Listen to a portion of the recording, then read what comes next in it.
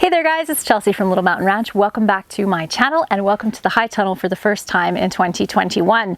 Today we are going to be getting the high tunnel ready for planting and I can hardly wait. All of the peppers and tomatoes up in my greenhouse are starting to bloom and I have been pulling off flowers off of them for the last couple of days and I really want to get them planted in here so I can have some early tomatoes this year. The reason that you pull flowers off plants this early in the season is so that they can put energy into growing really strong root systems, really strong foliage, and not putting all that energy into producing fruit on really small plants. So the plan today is to do a big cleanup. We're all going to pitch in and clean up all around the outside of the high tunnel. We're going to do a little bit of repair on the high tunnel. There's a few little holes here and there that need to be fixed. And we are also going to create our giant compost pile from all of the manure from our cows and horses over the winter. And I'll talk to you a little bit about that and the process of creating manure compost for our garden and our greenhouse. I do have some compost that I have that has been aging for almost a year now that we're going to be using as a top dressing in the high tunnel. The other thing that we're going to have to do is get this high tunnel all plowed and ready for planting. So it is a big day and I wanted to bring you along with me. This is something I have been eagerly anticipating for the last 8 weeks since I put my first seed in the ground, or not in the ground, but in some soil blocks back in February. So I'll take you outside and show you where we are going to get started with just some of the cleanup, and then we have to get some of the big machinery out to move this incredibly large amount of manure we've collected up over the winter. Our plan is to move this manure pile here and move it in on the other side of the fence here, so it's really easy to move in via wheelbarrow into the high tunnel to top dress all those beds like I was mentioning earlier. Then we are going to take all of this. So this whole, there's the manure pile that looks visibly like a pile, and then there's this huge area right here, and that is actually a mound that is probably 5 to 6 feet deep in some areas of all of the manure that we've been collecting up over the winter mixed in with hay. We have our winter hay feeder here, and then we let the cows and the horses eat around that area all winter. It builds up this huge pile of manure, and then we use our machinery to put it into a large pile, and we turn that pile every week or so. It heats up really quickly and breaks down really quickly, and we use that for top dressing on our garden throughout the summer. So we are going to get right into getting this project done. I'm hoping with all of us working together it's not going to take that long.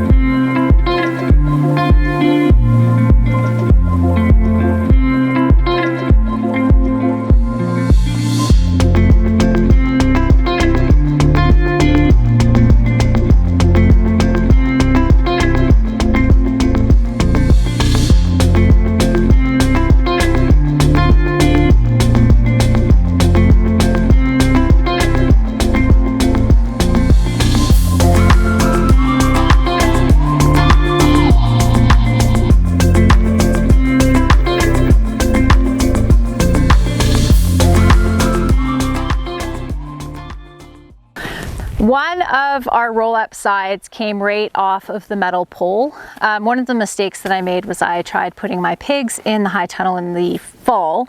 We used hot wire around the inside of it, but that did not hold them back. So that's what we're assuming happened along here, is that they just pushed it out. So we're going to put that back on the plastic so that roll-up side will work. And I'll show you what we have rigged up for that on the other side in a second. The shade cloth is on the greenhouse right now, one, to keep it cool for us to be working in there, but also because when I move all of my tomatoes and my peppers out from the greenhouse, my greenhouse is double walled, and I'm worried that the single walled plastic here, enough UV light will get through it that it will burn the plant. So I'm going to keep the shade cloth on and then just slowly harden them off to the change in UV light that they're going to get in this one compared to the other one. All right, are you ready? Okay, let's do it. Just wet one by, ooh, it's like ripped right off here. So let's get that. I have to take the wiggle wire off of here and redo this section. Yeah, I think we could probably have you go over there, Kate, I don't know. Then we give it one more wrap so it's kind of flat against here, and then we can clip it. Nice work, Matt. Like we had rolled it up to the top and then put the clip on. Okay, I'm gonna put one here too. Okay.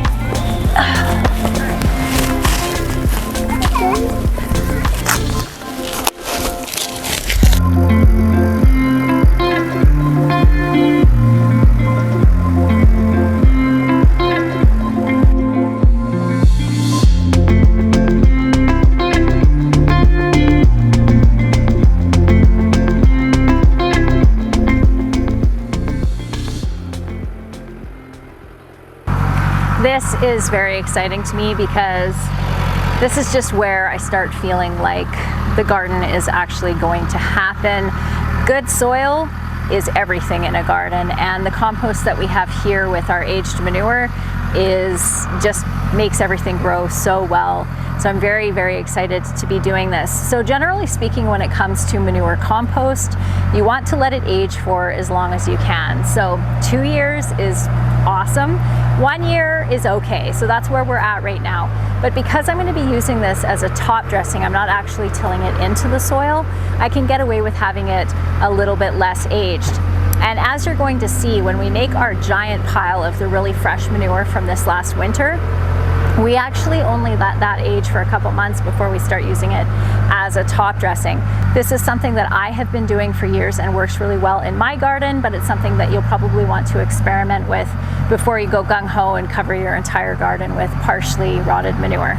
So we're gonna move as much of this manure into this pile here as we can, because that makes it so readily accessible for me, for being able to just bring it in here with a wheelbarrow and top dress all my beds throughout the season. But what we may end up having to do is to make another pile over on this side of the greenhouse, because the amount of compost that I have is going to be way more than I can fit in this tiny space. I'll quickly show you the roll-up sides. So this setup is about as low-tech as you can get. This was a temporary setup that my husband did last spring for me, and he's planning on doing something that is a little bit more high-tech. We just have not had time to get around to it. This post here is the top railing that you see on chain link fences. We just went and bought a couple of those. The little clips that you saw us use, I won't be able to show you one on this side, but I'll show you one on the other side. The little clips that we use are actually PVC piping that he just cut to size, and we use those to clip over the plastic. We do put some tape over that just so that there aren't any sharp edges and it doesn't wreck the plastic on the siding when it's being rolled up.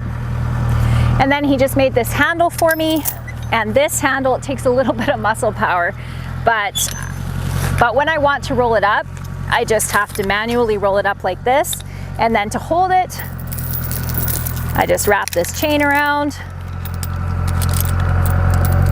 and hook it on, and it holds it up, and then that gives some nice ventilation to the high tunnel. This is one of the clips that I was just talking about. That's just the PVC piping that's cut, and it fits perfectly over here. This pile of compost is the most beautiful sight.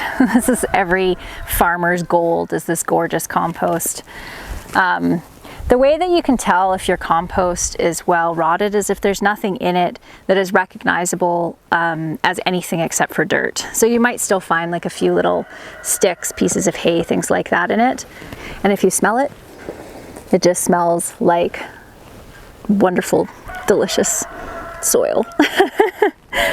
The dump truck over here, we're gonna bring over, load the dump truck with all this compost, because I think that this pile will be sufficient for the greenhouse.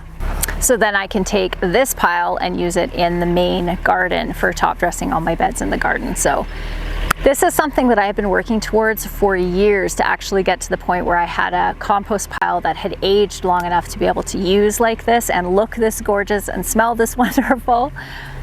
So this might actually do me for this year, which means that I can start the cycle of having a yearly aged pile, because we're gonna make the pile with all the stuff. It's okay, Cypress. With all the stuff that we collected over this last 6 months, or 7 or 8 months actually, of the winter grazing, and then start that one for next year. So this is really exciting.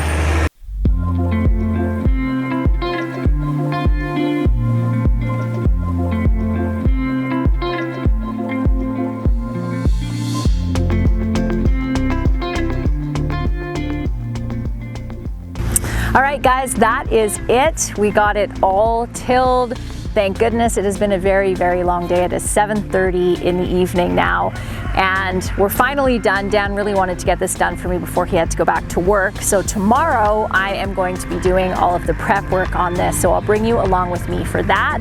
That video will come out later on this week. I hope that you all have a wonderful day, and I'll see you again in the next video. Bye.